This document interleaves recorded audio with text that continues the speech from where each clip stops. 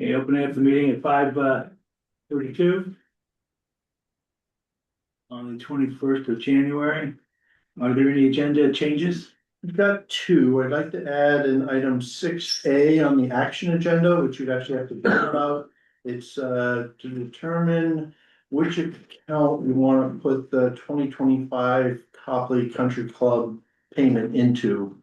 So you don't have to do it, but we just, that is a decision you need to make. So that would be item 6A, and then we'd like to add an item 7D1, not the D1. yeah, which would be a discussion about a solar project.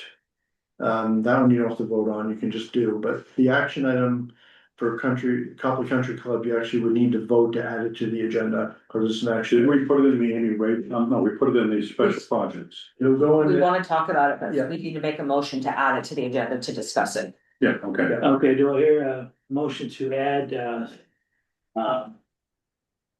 was it 6A 6A, to the Copley Country Club? So moved. All of it. Seconded, I'll make a motion. big motion. Second, Motion been made, seconded, any discussion about adding item 6A to the action items? And where are we gonna put it?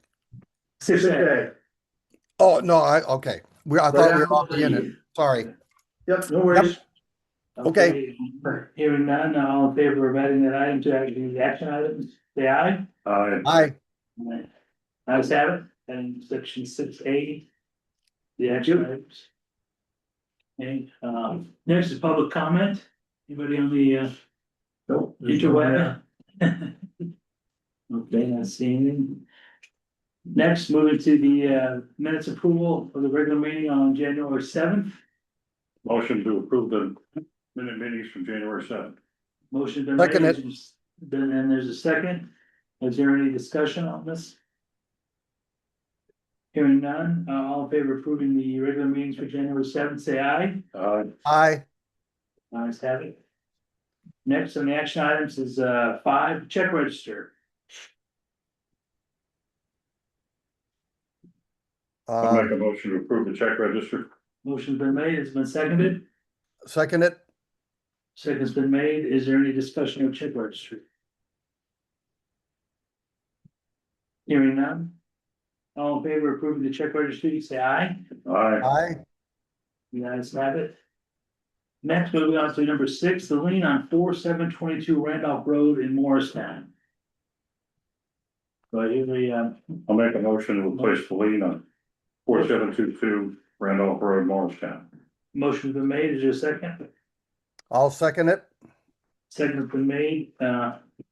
Discussion. Yeah, so this is for lack of payment on electric bills in the amount of $233.43, it's all electric. And then a $30 recording fee, so the total amount is $263.43. Attempts have been made to collect and all attempts have been failed. I don't know, is there anything you'd add, Penny? Other than I think the property might be vacant now, so it's good to get it on before the property is sold. Mm-hmm. Okay, Do we keep track of like all these liens that are out there? Like, is it like, I know. Linda does. Yeah, okay, I think it's gotta be pretty. Plus, we also put a note on the customer's account, so when the next customer comes in, we will tell them they need to pay it. well, as long as they do a title search, you're gonna find it anyway. Possibly, sometimes they don't though, I'm just telling you, and so, Yeah. but we make them pay it before we'll put power on. Really? I'm quite often for it, Uh, where somebody moves in and say, wait a minute, this huge. Possibly once a year. Nice. So nice. Okay. All right, you wanna make a motion?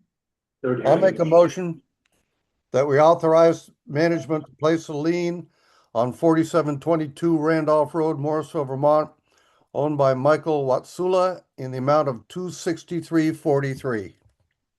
I'll second it. Motion made, seconded.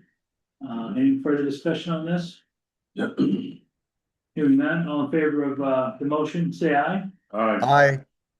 Aye. Motion's been made to authorize management to place a lien on 4722 Randolph Road, Morristown, Vermont, owned by Monte Watsala, in the amount of $263.43. Next, move on to 6A, Copley Country Club, is there a motion? I'll make a motion that we redirect, the payment from Copley Country Club for the, cell phone tower lease to one of our two accounts, either the Amy Wade or Special Projects. I'll second it. Motion remained seconded. So- Discussion. Yeah, so after the last meeting, you had kind of mentioned it because we had to make that motion last meeting to like redirect the sale. And so I reached out to the treasurer and ended up getting the payment. At this point, because it's 2025 and we're in 26, it's actually easier if it does go to the Amy Wade Fund, so that we can then appropriate it to whichever project comes in on request. And the reason I say that is because the special projects, there's no real accounting, like we don't have account numbers and, Yeah, but I can at least record it very easily to my 2025 books and then get it in the bank. If we ever wanna move it over, that's no big deal. Probably not. I mean, it's the money that's gonna be sitting in that Amy Wade. And I think, well, no, that was last year's number I was looking at. I haven't pulled together the schedule for 2025 yet. But yeah, I mean, people will be putting in their request in May and we can choose to pay it out or choose not to pay it out. Okay, And are there two categories? Does it have to be unreserved or? So it's actually the appropriate, it was under the appropriated column, So you want it, Amy Wade in the appropriated columns, where you wanna put it, so that we can then, use it. Distribute Otherwise, you have it. to go to the annual meeting and get asked them for Yeah, permission to so- use it. If you put it in the appropriated column, it stays with you. I'll make a motion that we put the payments, from the cell phone tower, the Amy Wade appropriation fund. I'll second it. motion made, seconded, all in favor, approving the motion, say aye. Aye. Aye. Let's have it. Thank you. sorry, just on that, Lee, just remembered we need to sign it. We'll have to get Carl to come, or Travis to come and sign as well. Okay. So, There are 2 pages though. Next, other business, FY 26 budget development update. Okay, so Sure. after the last meeting, I did not have a chance to get to the budget stuff at all, and so I just pulled everything together today for any updates. So in your little packet next to your spot, Let me you just do, ask one question. Brad, did you get the email Penny sent you? I did, sir. Yes, thank you. Perfect, just wanted to check. Go ahead, sorry. I have them. so in the packet, you will see a budget for the electric department, first draft, and then there's a water and sewer budget, second draft, and I headed back to my desk at one point to see if I could decipher what I made for changes for water and sewer, and then never made it there, so I don't have the specifics, but electric is on top, so we'll just go through electric. With the revenues, basically, the way we have budgeted revenues is based on the growth of electric usage, and so I believe, correct me if I'm wrong, Scott, that's basically put in a 1.5% growth. Yeah. Compared to the 2025, so the revenues are up just slightly. So 1.5% growth is true growth. That's not a rate increase. That's growth in sales, Growth in sales, yeah, just to be clear. or usage, or That's yes, what they're sales, yeah. projecting. Yeah. Everything else, I mean, there's nothing like specific too major. We did have an increase in tree trimming that we put in under the system expense. I'm trying to think what else, Kevin, you put in your area, but Purchase power is a big one. purchase power is, yes, again, there's some growth in that usage for sales, but they also had. I mean, it basically went up, purchase power itself went up 200, like 400 to 500,000. And that, again, it stems from, that comes from BEPSA. It's interesting to know, if you look at that total production expense. You know, it's a 50%, more than a 50% increase since 2021. So if you wonder why electric rates have gone up, that's the whole story, and it's entirely uncontrollable. I mean, the other thing I will tell you, the one thing I will tell you is the 2025 projected is December's numbers are. Yeah. The 2025 budget. So hopefully with the next draft, I'll have a more accurate 2025 projected number. So we might not see quite the growth because we're definitely over budget in 2025. Yeah. December we sold more in December than any month we've ever had. It was cold. This budget also does include the staff accountant position starting April 1st. And there's a position for operations, which will be split between, well, and the staff accountant will be as well, but the operations person will be split between water, sewer and electric for hydro and some meter work. We have, because of a change in how the state is doing our property taxes, we are actually seeing a decrease in our property taxes for the electric companies. So when you look at the second page, you will see the drop. Is it an actual decrease or just an accounting expense? No, it's an actual decrease. I mean, it is how they've changed it, but Okay, I mean, I know, shortly after the file Cause we're was missing a done, few buildings. what's that? Like cause we don't have the same, like, the pump station I consider, is that? No, it has to do with the lines. So all of the towns, like the transmission and distribution lines and how the towns actually, Okay, do the formula. mhm. okay.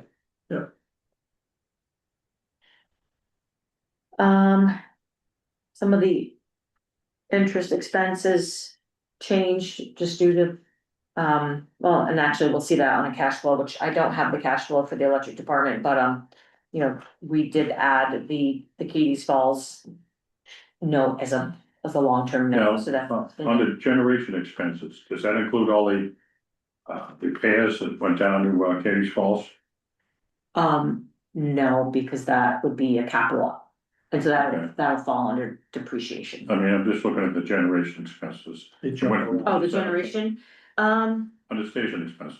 yeah, Kevin, can you help me out here? I'm trying to think what you put under station expense and And 24 was way high, it was 10 times what it was in 23, but I'm assuming Yeah. that's because of the flood.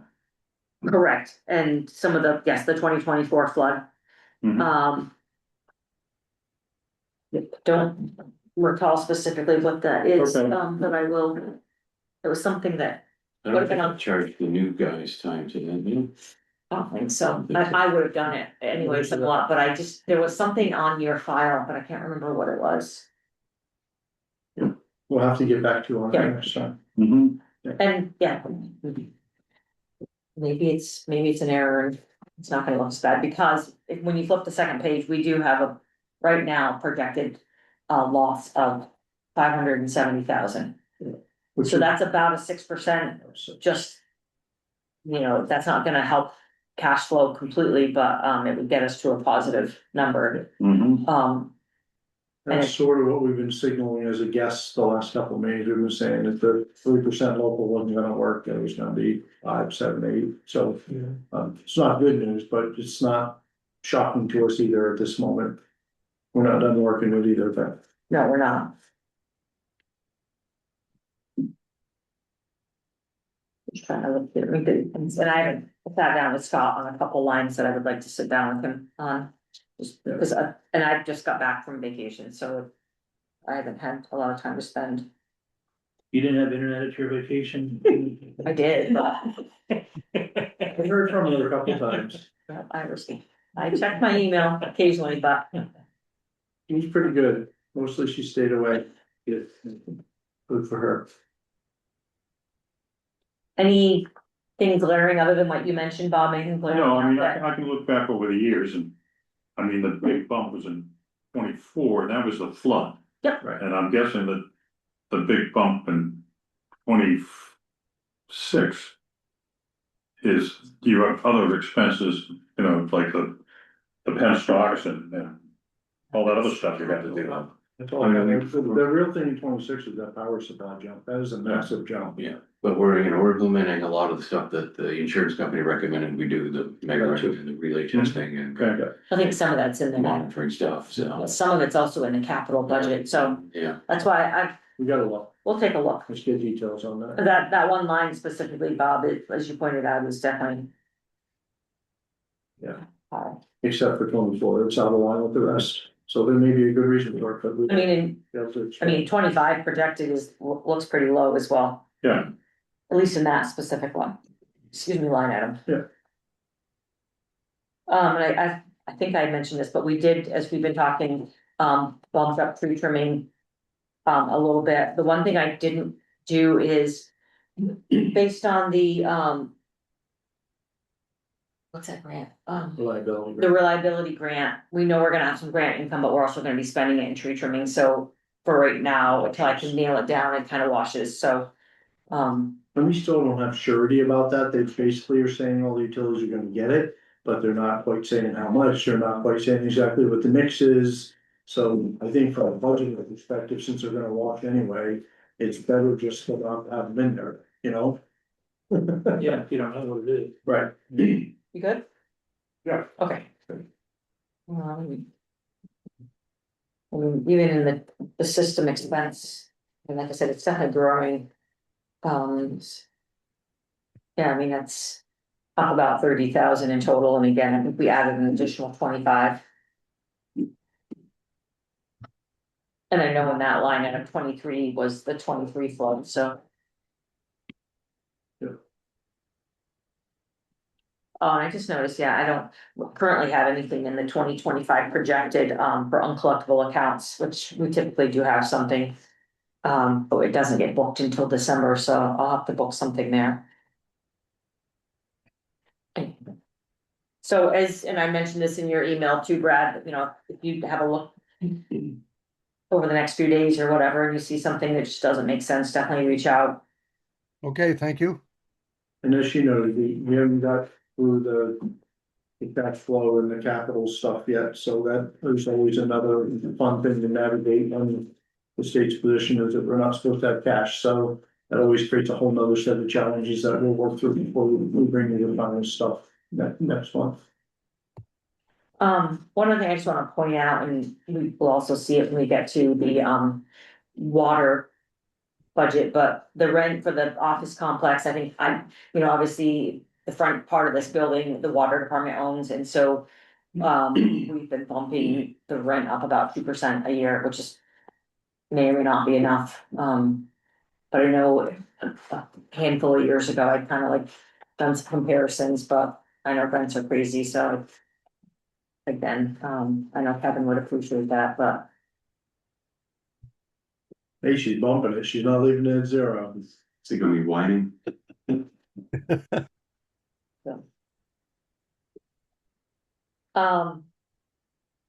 Again, moving on to the wastewater, and again, I apologize, I don't know exactly what I changed, I just went through and updated. Like we had some capital, we sat down as a group and went through the capital spending, so I tweaked the depreciation expense. Kevin provided me with some updated numbers, so I tweaked those, like I know, the treatment plant, the cost from H2O, that they tweak it by inflation every year, so I bumped that up. Made a few adjustments for what we are getting back from Johnson for processing their sludge.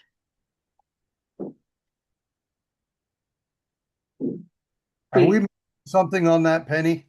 What's that? Are we making anything on that at all? I mean, yes, I think we are. I mean, what I would say, Brad, is, so what I will tell you, in 2025, we billed them a total of $84,000. So, I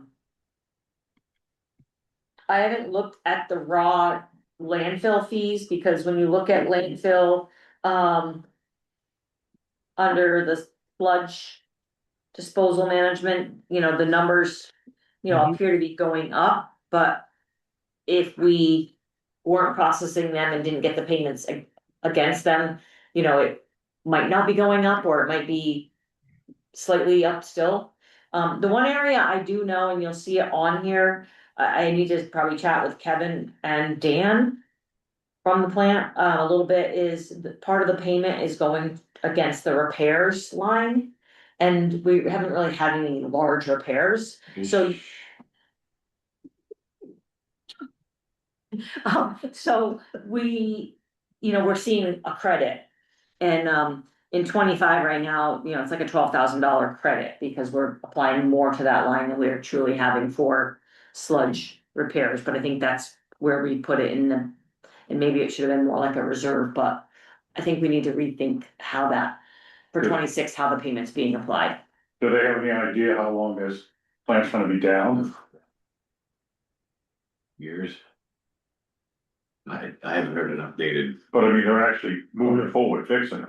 Yeah, they're gonna, but it'd be shocking if it was only 2 years at this point. They've not begun, they've not made a deal with FEMA yet. So they're gonna be a while. No, I'm just thinking if they think, well, we're getting it done for less money, they're fixing it, we'll just keep doing it that way. Yeah.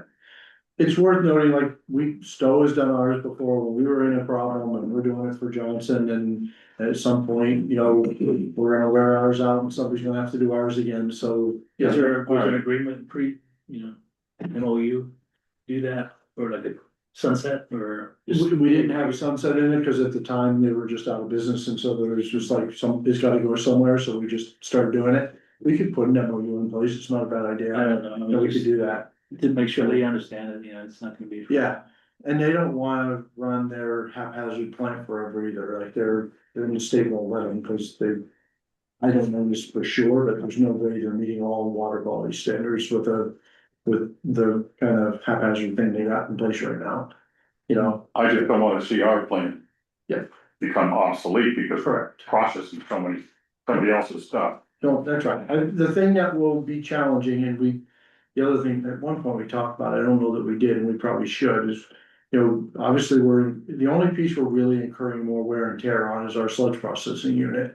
So that will wear that out more quickly, and so we probably should be taking what we're getting from them and putting it into some sort of reserve account, like you. Which I was just saying, yeah, like a deferred, So we should maintenance. probably start moving that over, Yep. so that when we have to repair sooner than we otherwise would have, the money's sitting there Right. for the advancement. And we could do that for sure. Yep. Yeah.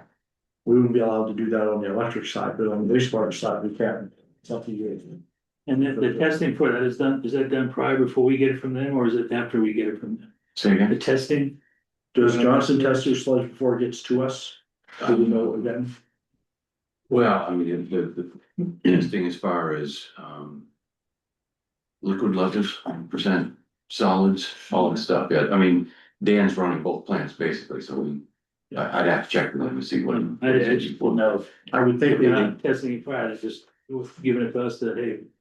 but to Tom's point, like, we're adding more chemicals potentially Mhm. to make it within the right. Yeah. You can check with them. They have to get it to a certain percentage Yeah. or it won't work for us, Right. so. So it's being managed to get dewatered enough so it can actually work through our system. Okay. I would just, what if they happen to have a high BOD concentration that we didn't know about coming in? Yep. Yep, I don't know what they'd have down there that would generate that, but just wondering. yeah, I mean, the key thing for that is the high VOD in that case is with the sludge, which is, once it's dried out, is going to a landfill. So it's not impacting our discharge, I see. in the same way as it would be if it was coming in the head gate and going through our treatment plant. And tell me if I'm wrong, Kevin, about that, but I believe I'm right. So, Okay, thank you. yep, And then moving on to the third page of this wastewater is the cash flow. So I have, like I said, updated the capital expenditures. I updated the debt service area. I did add the use of the sewer allocation fund / the SRF loan for the pump station. Not really sure where that's gonna all sugar off between the money being spent and the money coming in. But I don't think it's gonna have an impact on our cash flow as far as operating cash flow. We also if you look at the bottom of the page, we do have the 1.8 million in the sewer allocation, which I think we talked about using if we Mhm. need it. I'm still trying to learn more about this loan slash grant. My understanding is it is a loan until something is finalized, and then it turns part grant and part loan, so, and, we've talked about paying off the loan with our allocation money, or depending Yeah, on, right, if it's 0% interest, then why would time we? value of money says pay it as you go. Yeah. Because then we're making interest on what's in the bank, right? Mhm. But we should only be paying for half of it. Yeah. The point is, right now, that probably won't get reconciled till 27, so Penny's just carrying it as we're gonna have to front the money. We should get reimbursement from the loan piece with the bond bank as we go, from what we've been told, so it shouldn't all just be a cash sink on us. But you won't actually reconcile all the stuff she's talking about in the 26 budget, we'll reconcile it in the 27 budget, is that That's, is that yeah, correct? cause, As far as at we some know. point, I believe we'll have grant income that we will Yeah. be showing. Which I Yeah. think won't happen probably till 27, by the time we Correct. can actually close the Correct. books. Yep. And then they'll roll, when they do all that, they'll roll the initial loan we took for the engineering money. And that will roll into the capital project, it will all be one loan, and the grant will be applied to the whole thing. And then they'll get the bond bank, get a very low interest rate, and then we'll figure out what we do. I did just wanna note back to the middle page, this is showing just under 60 grand for a net income. We may or may not wanna consider a 1 or 2% rate increase, just because we said that we would keep it going, but because we haven't had one there for a few years, but, again, I think we're fine as far as cash in the sewer department. So 60, that 68 grand is a 0.5% net revenue. So when Penny's talking about, that's pretty skinny, that's a 0.5%. If I've done the math in my head right-ish. I think I have. And I should clarify that 60 grand that includes, having just a wag in there for reserve allocation fees, so if we didn't have that in there, it would be 60 grand. For the net income, otherwise it's coming in at 110. Any glaring questions on? Other thing worth noting is just, because you and I talking about it, is that we are seeing what appears to us to be a slowdown in building and growth in town. So, if we projected a lower number than we have for a really long time in new reserve allocation fees. We're down to 50 grand, topped out at 317 in 1 year. But and maybe we're misreading it, but we don't see a whole lot of new construction starting right now. So they're not issuing any permits anyway. That's what I mean, so I'm just letting you know that while we've got a nice healthy balance, it's not gonna get added too quickly, at least not what we're seeing. And so we decided to be conservative with it, and if it's bigger, well, then that just adds to that fund, who cares, but we just wanted to call it out, so you were aware. That was we made that purposeful decision, is the point, to be conservative.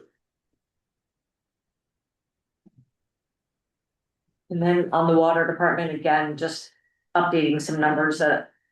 I've gotten from Kevin on a few things. Based on everything I have in there right now, we have just a $3,000 net income. Which isn't very large. I did just run some numbers, and having a 3% rate increase. Effective April 1st, gives us about 16,000.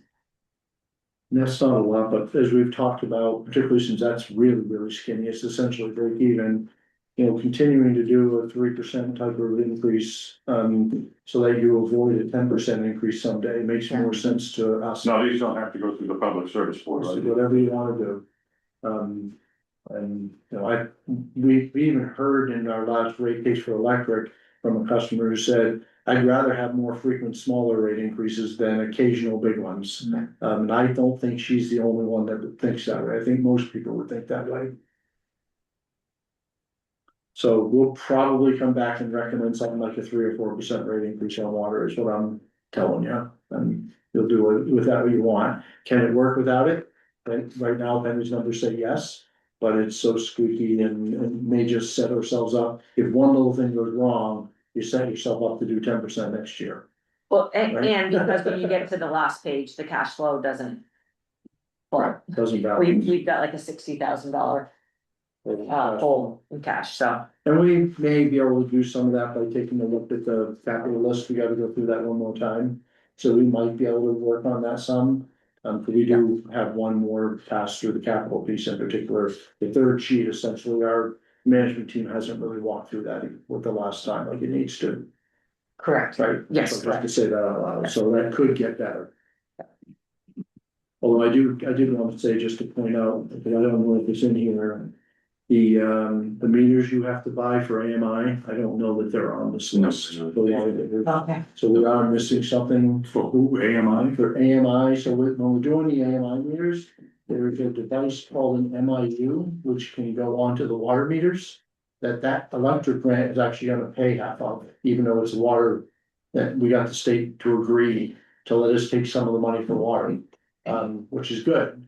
And that lets the same repeat system grab all the data from our water meters, Okay. all from one system. But he's got like 90 meters, 66. 60 meters that aren't configured in a way that these new MIUs can talk to. So he has to replace those 60 meters to be ready to be able to do it.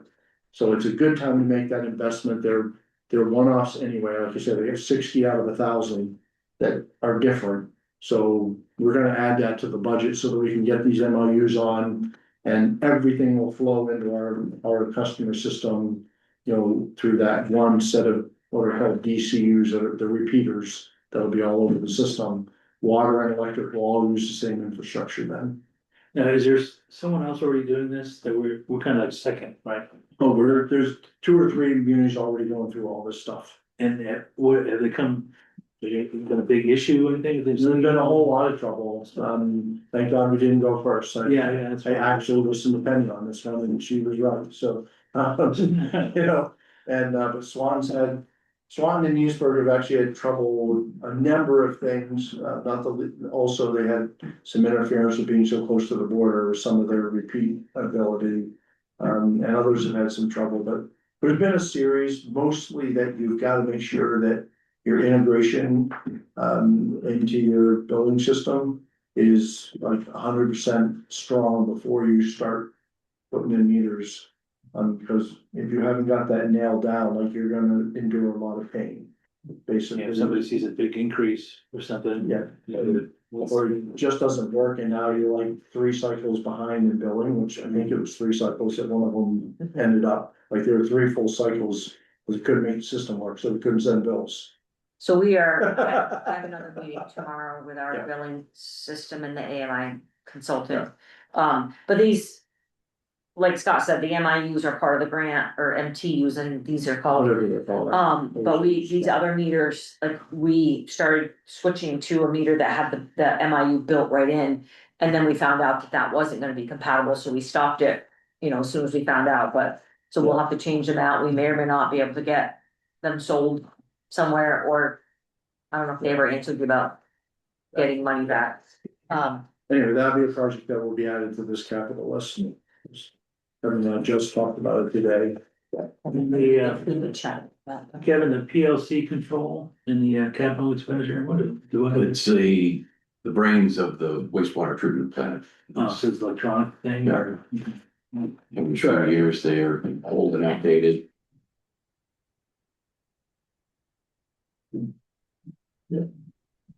And the other thing on the water, like, we've been changing out, some 2-inch mechanical water meters, and. I haven't circled back around to see, what. I know initially we saw some huge increases in, the reading was more accurate, We're up. yeah. So, did you wanna talk about the wall field, how you treated that? Yeah, I mean, I have highlighted the well field, project again. We don't know what kind of funding we're gonna get for that, whether, I mean, eventually. The CDBG and some of the FEMA money will come in, But we may have to take out like a temporary loan, not sure, but I figured one way or the other it'll wash, so I put it on there as money coming in and also money going out, but Mhm. that's another thing that we'll have to reconcile. Yeah. Exactly how it's gonna work. And the key thing is it's gonna reconcile, whatever we spend is gonna come in. And so, we don't know if it's 920,000 like Penny put, or 1,000,004 in the first year of the project, or what, who knows, but. We're gonna spend it, it's gonna come in, it's almost irrelevant, right? Except for the pain of bridging it with a construction note, right? Any indication that a lot of these grants might just disappear? Not yet, so far everything's been holding pretty firm, so that's been good. Yeah, we're definitely keeping track of it. And the folks, at least on the FEMA side that are representing us, have been really keeping track of it. Is there anything else, or you want to talk about this? No, nothing. Yeah, the service structure, whether or not there's any money coming in from the electric department, just on the electric. You know, that transferring of Trustee, Oh, yeah, maybe even so, wait a year. yeah, so we're definitely looking at, a middle-sized, big increase in electric. And then definitely something on water, in our opinion. And probably it makes sense to do something very small on wastewater, just to stay in front of that cash flow issue, but water and wastewater should both be very minimal, particularly in today's inflationary example. And electric, depending on what the cash flow and the capital story tells us, hopefully we can keep that smaller than it's been of late. But against a $700,000 increase in power supply and transmission, and that's just a really big number, all by itself. Now, when they had the plants manned, we generated a lot more power, right? Because they could adjust things as they went. Correct. Do you have any thoughts going back to that? Yep, well, not manned, you can now do a lot of that with control technology. Evan and Mike McKenna and I spent 3 hours, 4 hours in the room yesterday with a vendor that we've done some other work with, in the past, who's about as good as it gets at this stuff. Since we think we're gonna have our FERC license at some point this year, we wanna start getting her working on, what is the package of both improvements at the plants, but also the control technology with automatic, trash rack cleaners and the ability for the valves to be turned remotely to kind of modulate as the water changes to optimize all these sort of things. So we're gonna be developing a package that, should get us some significant position back that we lost. Now, are these valves controlled pneumatically or mechanically?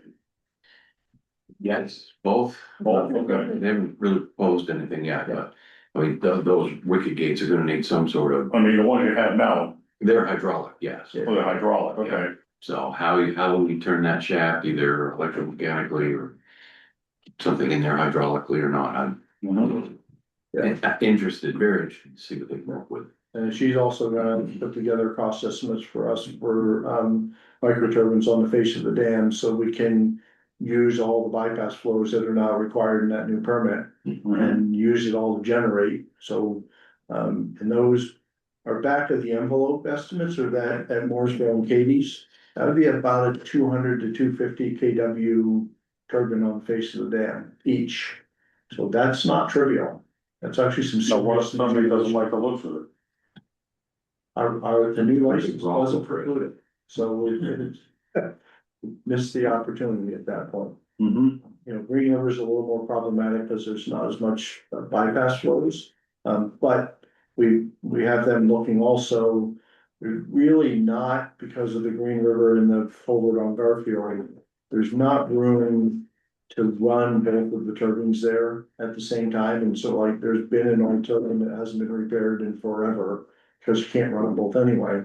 So we talked with her about evaluating if we could take the big hog out that doesn't run and drop a low flow in there. So when there's not enough water to run the other big hog, we could run a low flow and still get more generation out of Green River in a way that works. So we're bringing her on board to look at all of that stuff. Now, are the turbines up there the same as some of the ones down here, or are they all different? They're different, yeah.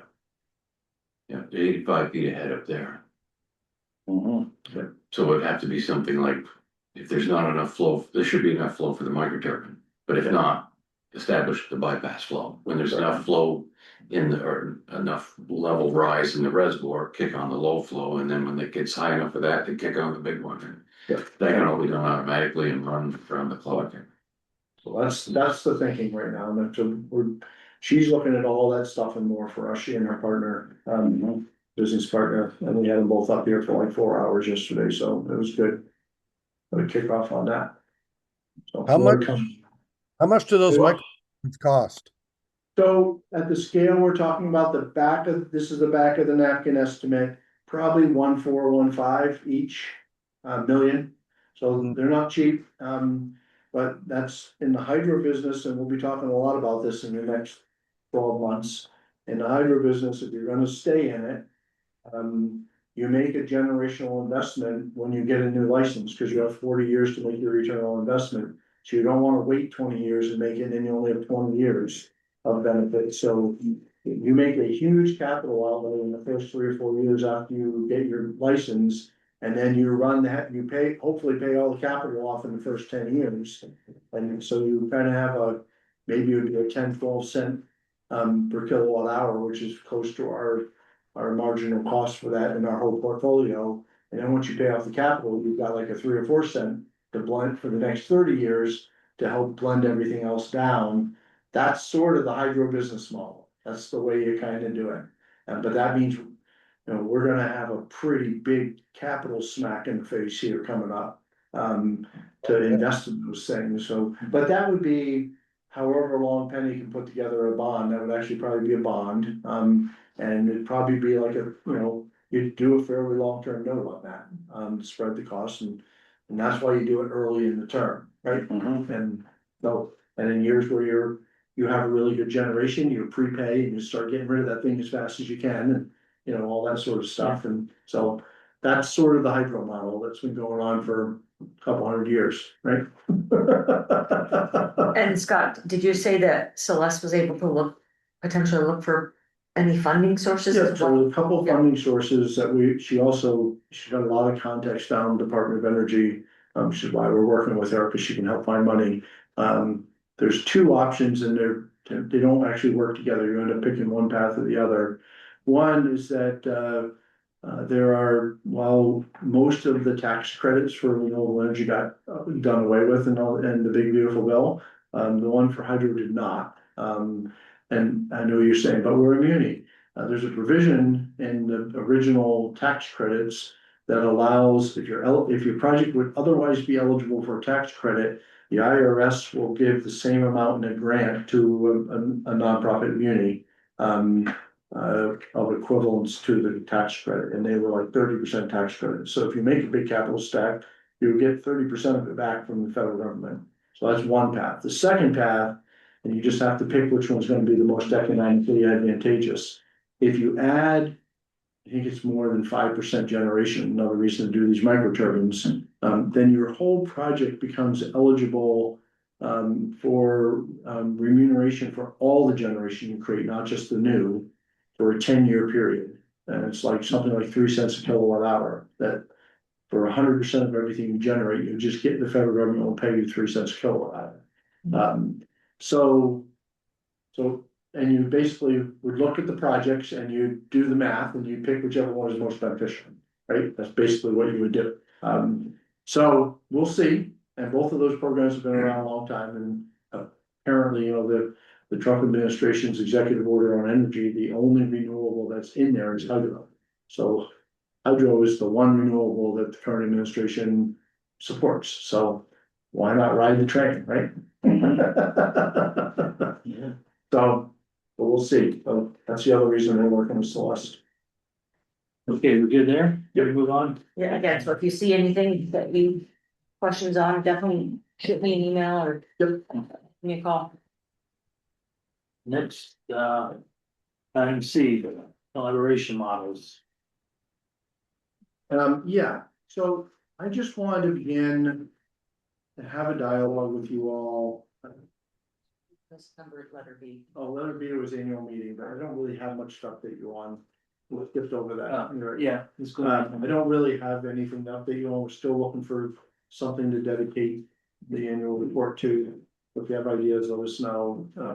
I have one idea spinning around my head. It's kind of esoteric, only because we don't have anything direct, but I have at least a formation of an idea that if we don't come up with something better, I'll. You don't have to do me, it's okay. You can if you want. If you're nominating yourself in the nomination world. So, anywho. All right, Well, now we go to collaboration. now we go to collaboration. Let me do this so that Brad can see what I'm doing.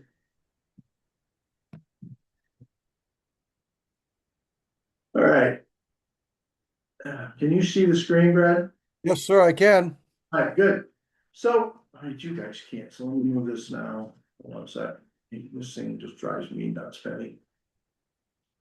I can't. There we go. So anyway, obviously there's been this discourse about Hardwick being interested in working more with us, so. And there was the article in the Hardwick Gazette that I told you all about, talking about this, so it's starting to be out there. And so the next thing that will probably happen is we'll be scheduling a joint meeting of the two bodies, right? So I just wanted to walk through the table set for you that there's a whole lot of ways to go about this. I've been kind of teeing this up, and this is some of the stuff I walked through with Brad and the Hardwick chair, Mike Ambrosino, when we had a meeting earlier. We'll probably go through most of this. I'm not gonna go through in detail, I'm just gonna give you cliff notes, because we'll probably use something like this for the first discussion, so you all can start interacting with each other.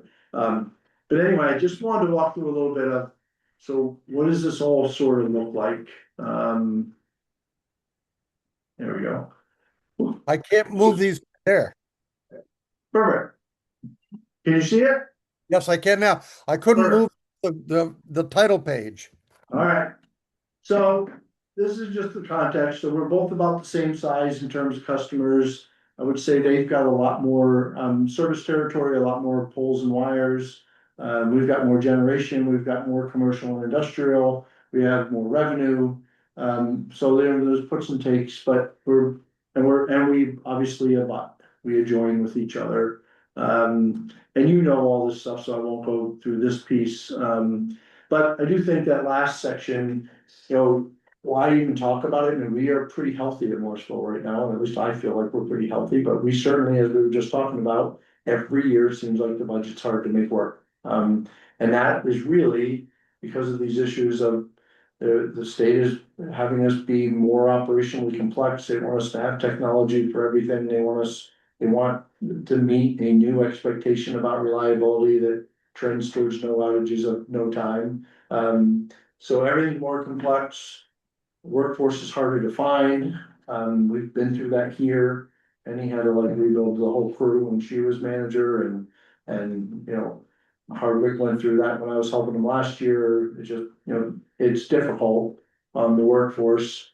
We've talked lots here about the never-ending thirst for more policy and more regulatory control at the state level that all rolls downhill to us, which is just costs more and makes it more difficult.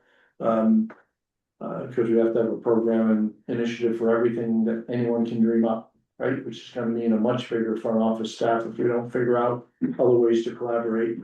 And then capital requirements are just getting bigger every year. Every year we bring capital stack in is bigger to try to keep up. So those are some of the reasons, at least, to say, would we be better off? Is there benefit to both organizations for those reasons if we had some more scale? So to me, it's a different way of saying, when you think about scale, could scale help with some of these things?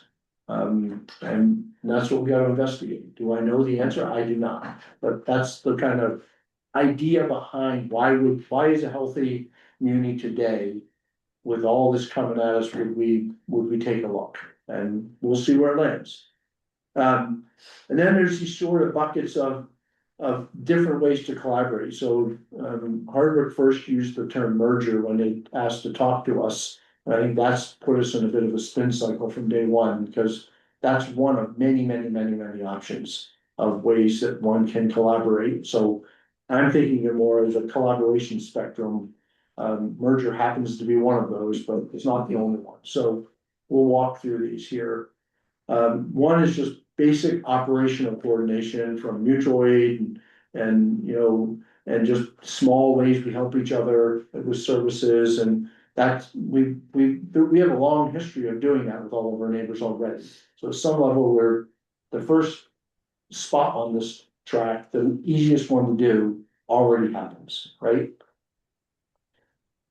And then you could go to things like sharing a call center. You could have a service where one of the two has a call center and provides us for both. That would be another way of having operational coordination. I'm not saying this is what we should do. I'm just trying to paint a picture for you of all the depth. I'm not putting every option in, just enough to give you a sense. There's a lot of ways this could play out, right?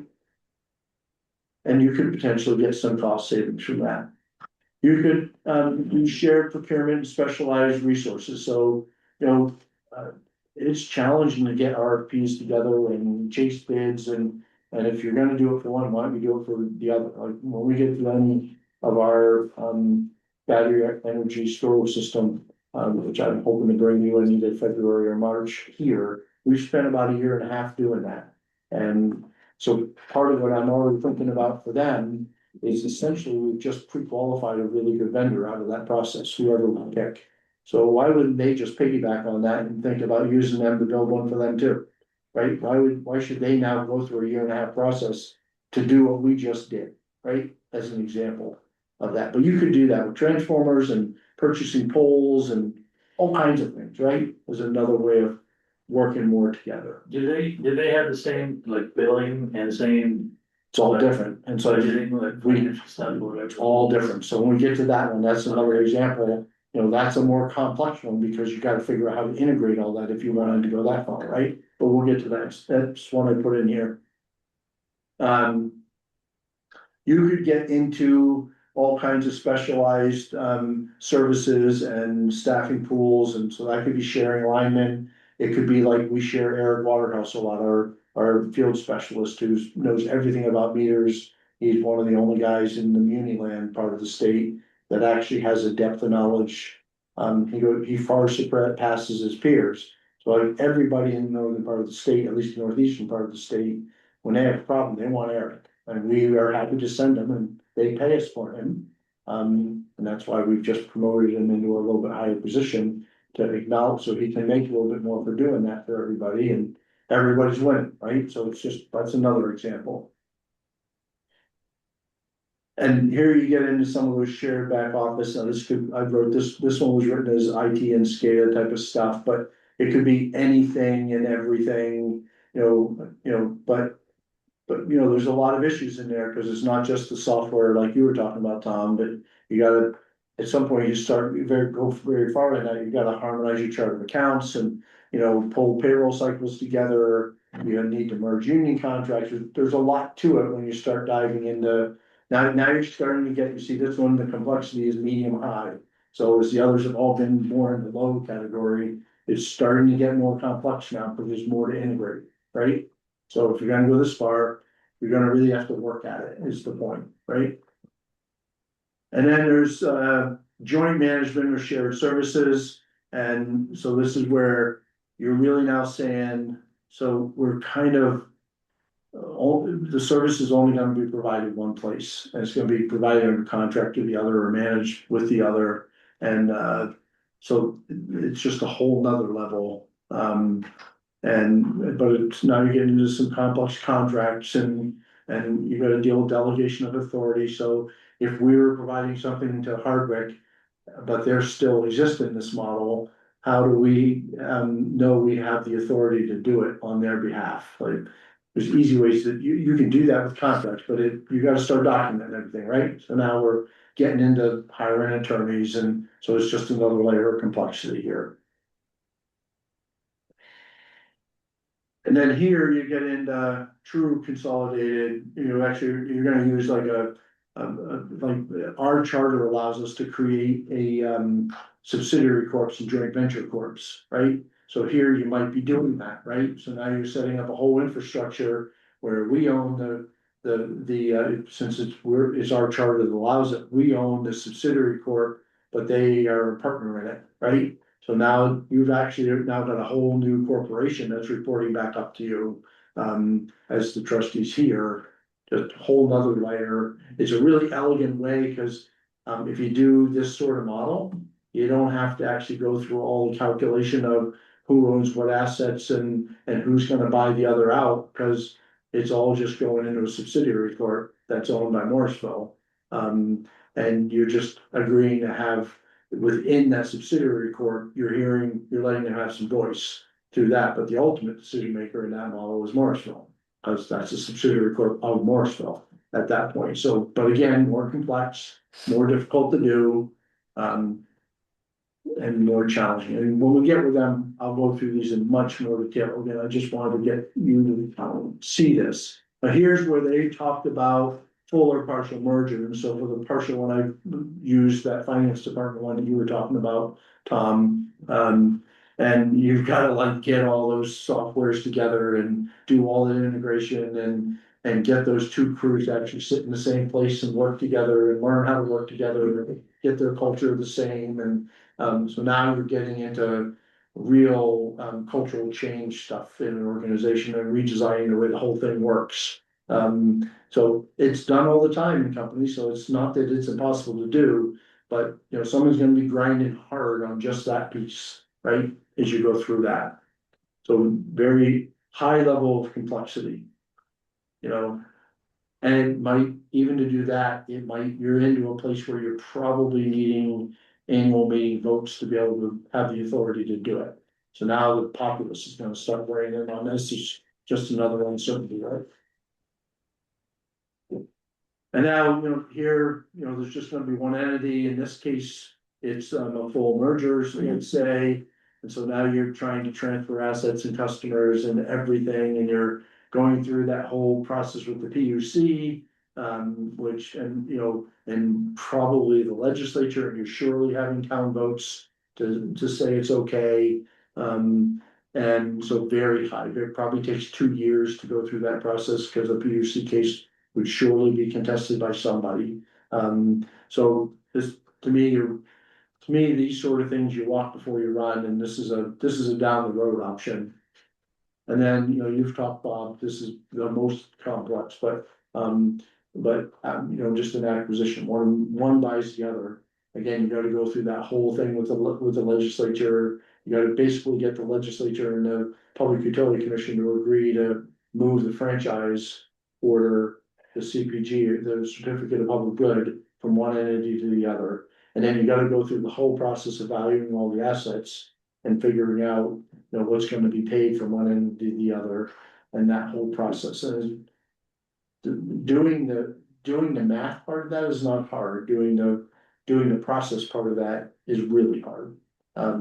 Not impossible, so it's been done before, you know, the old Citizens got merged into VEC, I think it was a million years ago, and CVPS got merged into GMP, and this does happen, right? So merged or acquired, I think they actually got acquired, both of them got acquired.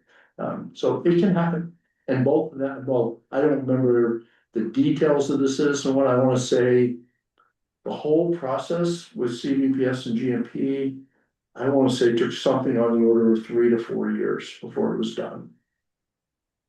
In full, in every aspect, so a lot to think about when you're thinking about, like, we're gonna bite that off. Like, you gotta be in for a really long run, right? If you're gonna pull it off, so doesn't mean we shouldn't do it, and really the purpose tonight was just to introduce this notion that. There's a lot of ways to get efficiency and be better positioned for the future. And maybe you go through 3 or 4 of these meetings and you say, yeah, I think we're good. You know, and that's an okay answer too, right? That it doesn't make sense, so that's really all I was looking to do tonight. Is just introduce it, and so that when we go to a first joint meeting, you know, you're not going cold. That's all. Any questions from any of you? Good, Thanks. we go to management update. Didn't you wanna go? Good. Yeah. We got here. Hydro World, we're as well, we got some parts due in end of next week actually for, Green River, get that back on, so we've been spilling. We haven't done a snow sample yet, but until we get there, Are both, generators up there the same, or are they different? they're the same generator. The switchgear is vastly different and the governor controller on Who's different? one is different too, so. It's not like we could piece part one for the other, at least in the control world, so. Um.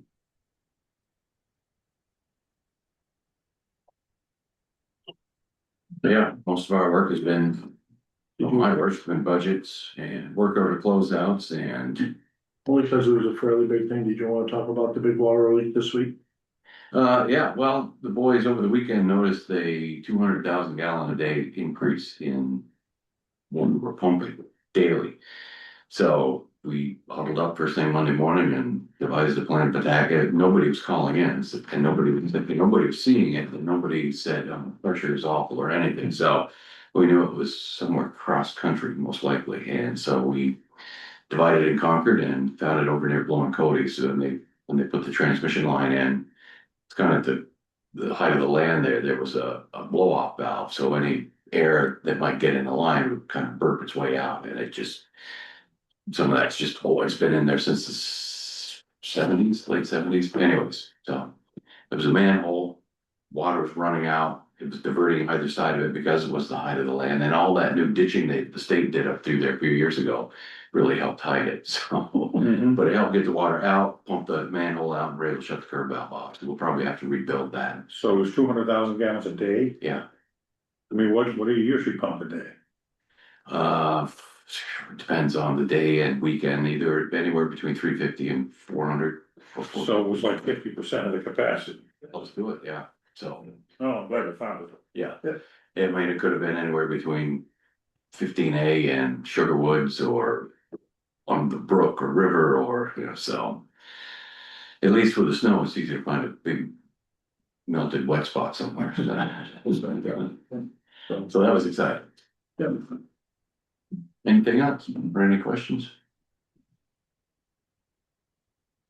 In the Rusty's, I would say you probably noticed there's a whole lot of outages. Everybody had a lot through all the cold snap and all the winds we had, and we had less than many, for sure, but we certainly had a pretty continuous string of, I would say mostly small outages. Wouldn't you all agree that we didn't have like massive outages like a lot of people had across the state?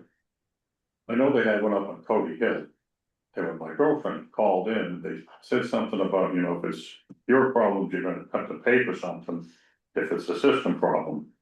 Yeah, so we tell them that after hours, and correct me if I get it wrong, really, because a lot of times, we get calls and it's something like they didn't go check their breaker. And so if we roll guys out on a 3 hour minimum call out at, 1 o'clock in the morning, and you should have gone down and flipped your breaker off and on. So we basically try to alert them, like, go make sure it's really not a you problem. All the lights in the neighborhood were on, so. Yeah. It wasn't a break. And usually. Yeah, and yes, to what Scott's saying, because sometimes it's never mind the breaker, it's Yeah, something could be something inside. else. And that is the one downfall that I do not like about the call center. They're great. But if I call in and you call in and you call in and we're all calling in at the same time and they haven't rolled a truck yet, they tell everybody the same thing. They don't tell them, hey. But we do tell everybody that, and if like they're sure that the neighborhood is out, they just, come, Mhm. it's the neighborhood's out, and I did see some sort of call come through that basically said, yeah, there's some outages in the area. Yep. I got an email Yeah. about. So, but the crew's been able to keep up with them pretty well here in Morrisville, and like I said, we've been pretty fortunate. I think it goes to all the tree cutting that's been going on the last period of time, so it's making a difference. At least the guys have noticed that it's making a difference for them. But it was just a rough patch of weather, and like I say, everybody had a lot, so. The only thing I bring out, the one thing before I left, though, just besides working on some budget stuff, but as Kevin mentioned, inventory, I got the physical inventory keyed in and trued up, going back and forth with the guys to double count things and Rusty actually wanted to make sure that now that the adjustment's been done, like verify what's in our system. So I think he had during these cold days, like his guys count again. And I'm gonna just kind of do another look at it to see if we tie out. Because sometimes whether it's counting or you count and then I get it entered and then they recount and then we have outages and they're using parts, so sometimes the counts get messed up, so.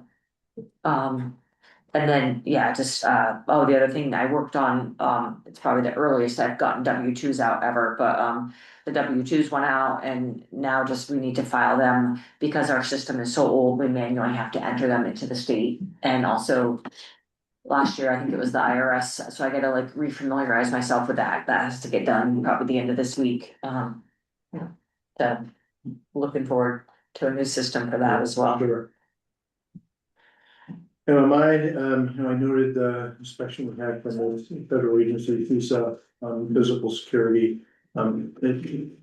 Former Secret Service agent that, this is a thing within Homeland Security that, is a service they provide, you can get it if you want it, they don't share what they come up with anybody, even inside their own agency, and I would say a lot of what he recommended when he walked through this building was both really low cost and like, just things we'd never thought of before that would really make a difference for people. And so that was really useful. And then Kevin and Rusty took them out to the well field. So as we think about the next steps there, how can we protect that from being attacked and to a sub 3, they went and looked at, I don't think you went down to that part, but Kevin took them down the Morrisville plant hydro station. And so we'll get recommendations on all that. We got some verbally, but basically that's most of our system, when we think about substations and the well and then the plants and here.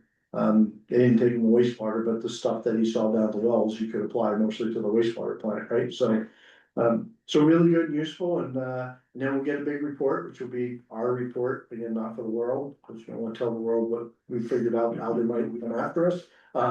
But anything he puts in there, so he'll put every idea he can think of. And the interesting thing is apparently like Homeland Security has these rolling sort of grant opportunities where it'd be like, ballistic glass or cameras or whatever. And if you ever in history had one of these studies and it said that you should have this, then you automatically become eligible for the grant share. So it's like, we're like, yeah, put it all in. We're not doing it all today, but put it all in. So anyway, just wanted to make sure you were aware. I know you all, as we have been thinking about the physical security as well as the cyber stuff, so just wanted to make sure you were aware that we're doing that. So, and I did want to also just from a color perspective, I included the legislative testimony, so between what's going on in Hyde Park and what's happened in previous years with some of the communities, it's not shocking that there was a legislative committee that started wondering if there's something broken, right? So, I think between the testimony offered, I think that's been pretty dispelled, that nothing wrong with the model, we have communities collectively have the lowest rates in the state, and if you look at how long it takes us in a major outage circumstance, who comes back on first, it's the communities, and we have small service territories, we have a good crew in small service territories, it's nothing wrong with the other models, but it's hard to say there's something broken with a model that costs less and get things fixed quicker, right? So that was fairly impactful, and sure, they want to know why communities have dragged their feet more on technology and why we've been slower to implement programs and that are required, and there's truth to that, right? We have been slower. And that explains some of the differential rates, and that's all good and fair. But again, all of that said, it doesn't change the fact there's nothing wrong with the model. Occasionally, there's been errors with the money, and occasionally there's been errors with hiring of managers or finance people, but that's every business USA, so that's every sector, every business. You can make a bad hire and you can make mistakes with money. And we should do all sorts of things to have controls in place to do better at that. But it doesn't mean there's anything wrong with the model, so, and that committee at least seemed to come out of that feeling pretty confident about all of these things, so I just wanted to let you know, I think it went over well, it was a good use of a whole day, which is what it was. But I think it at least level set, so. Just so you're aware. Other than that, if you have questions. Any other business from before the, Yeah, we had the one we added, which was this acre program. I sent this to you separately on Sunday. We decided not to put this on the agenda today while there's. What we were told, there's a deadline of Friday to do this. When we checked in again, it's not a firm deadline. We can bring this back next time, but what I wanted to just do is quickly introduce as much as I understand about this thing. So I'm back to the, there's a program for everything that we've talked about a couple of times tonight. So the state wanted to make sure that there was availability for low and moderate income Vermonters to participate in solar as renters or whatever. They haven't had the same opportunity as people with low affluence, right? And, they don't own a home and they don't have enough wealth to buy a solar system to get the tax credits and be part of it. And so the state wants everyone to be able to participate in everything. So they sort of mandated this solution, which I don't even remember what ACRE stands for, but it's some acronym that, that enables people to create a solution so everyone can participate. So for the munis, VEPS has stepped in front of it, thankfully, for all of us. And accepted the grant money from the state, because they did put some money in it, which is good. And there's a solar system being built up in Barton. That is, then there's shares available to all of the munis. As I understand it, Morrisville will be able to have about 93 participants in this solar. And the basic model, and again, I'm still trying to get this clarified, which is I'm gonna share with you what I think I know tonight, and next time I'll share with you what I know. So I'm still trying to piece it together. Penny will tell you, we've sent a lot of emails back and forth with website. So our whole rate, these numbers are not precise, but I'm painting a story to give you to try to help you understand how it works. Our rate, full rate's around 18.5 cents. Our power supply rate portion of that is around 11.5 cents today, full value. They're gonna be providing from this solar system to low and moderate income folks, the power supply portion at 11.06 cents a kilowatt hour. So 44 hundredths of a cent difference, so a little less than half a cent, not a lot, but a little bit. And then somehow they're gonna administer all that, the state grant is gonna pay that margin, so we'll still get 100%. But the customer will get charged a half a cent less-ish. Somehow they're gonna get all the information to Penny and her crew to figure out how to upload that onto these 93 people's bills every month. So they get the benefit, and then VEPSA will send us a check for the amount of the difference. That's as close as I can count. So do the people have to apply to get this? Yeah. And that's what we'll be doing, some outreach, sorry, so that. And the people that apply are gonna get tax credits? No, Okay. no, so the developer of the project will get the tax credit. Takes care of the rest of my questions. So it's just a straight subsidy, but at least it's a subsidy we're not paying for. So we're made, as we understand it today, we're made whole. And we don't really have a choice but to participate. So what are the income values, 195% of federal. I don't know if it's low or median income, so it probably goes up into like 55, 60,000. I'll have that next time. I pulled it's 185% of one of the triggers. And I don't remember. That's adjusted gross income. Yeah, and I don't remember which one it is, so because I didn't have a firm basis in exactly all the details, and since this is actually a power supply contract we have to enter with VEPSA. I wasn't ready to bring it to you for a vote tonight, even though I sent it to you Sunday, saying I probably would, I just couldn't get all the answers in time, and I don't. if I'm not 100% sure, I don't, one, I don't like to surprise you with anything, and two, I sure don't like to when I'm not 100% sure myself. And she couldn't figure it out either, so I didn't feel, she didn't have time, but, so I figured better just to explain it tonight, and then we can move on from there.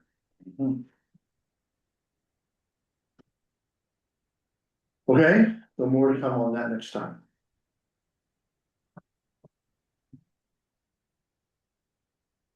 Right now, there is this. Yeah. Make a motion to go to executive session. Yep. At 6:47. Okay, motion to go into executive session for discussion of items exempted from open meeting, according to VSA 313A1A and B. I'll second it. Remain seconded. Do you see it in the? All in favor of going to the executive session at 6:48, say aye. Aye. Aye. Okay, we've come out of executive session. Do I have a motion to adjourn? Motion to adjourn. Motion I will made, I have a second. I have a second. Any other discussions? All in favor of adjournment, say aye. Aye. Aye. Thank you. 6:55.